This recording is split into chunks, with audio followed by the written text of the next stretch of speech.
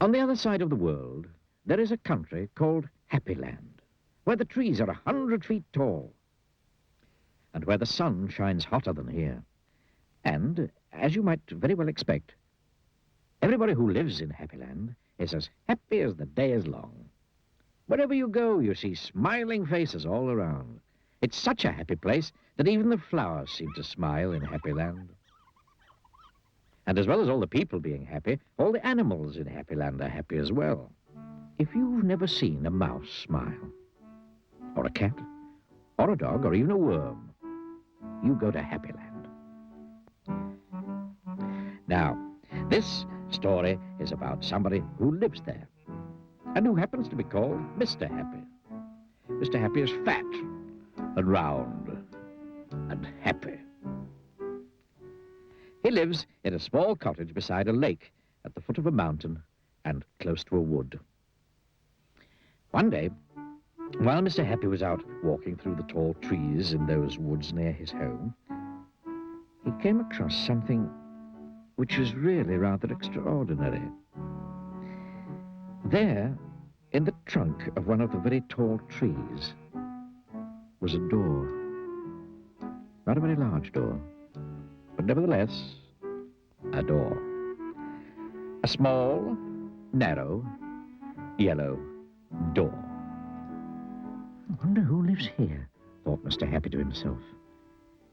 And he turned the handle of that small, narrow, yellow door. The door wasn't locked, and it swung open quite easily. Mr. Happy squeezed his rather large body through the rather thin doorway. Just inside the small, narrow yellow door was a small, narrow, winding staircase leading downwards. The stairs went round and round and down and down and round and round and down and down. Eventually, after a long time, Mr. Happy reached the bottom of the staircase. He looked around and saw, there in front of him, another small, narrow door, but this one was red. Mr. Happy knocked at the door. "Who's there?" said a voice. Sad, squeaky sort of voice. "Who's there?" Mr. Happy pushed open the red door slowly, and who do you think he saw?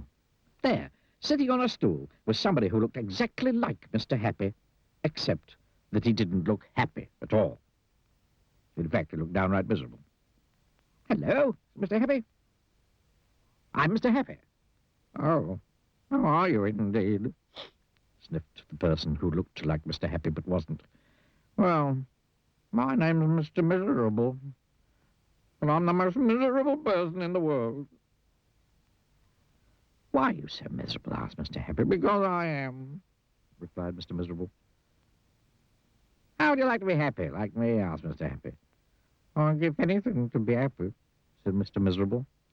"Well, I'm so miserable I don't think I ever could be happy," he added miserably. Mr. Happy made up his mind quickly. "Follow me," he said. "Where to?" asked Mr. Miserable. "Don't argue," said Mr. Happy. And he went out through the small, narrow red door. Mr. Miserable hesitated and then followed. Up and up the winding staircase they went.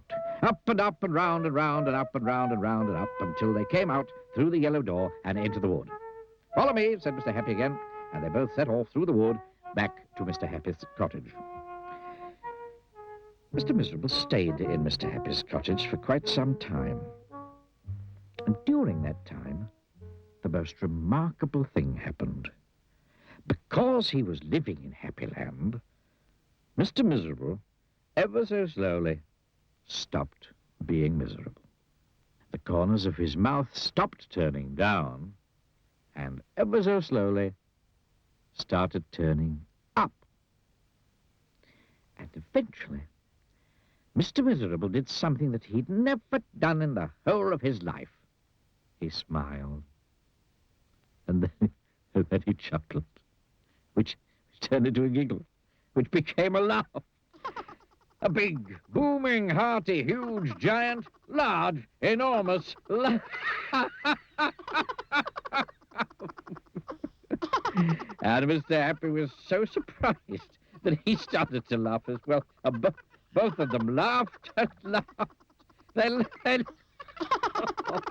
They laughed until their sides hurt and their eyes watered. Mr.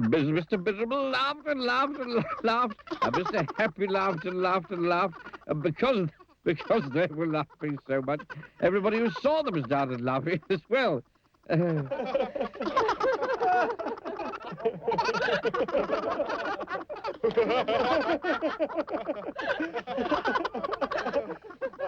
Even the birds started, and the trees started to laugh at the thought of somebody called Mr. Miserable who just couldn't stop laughing.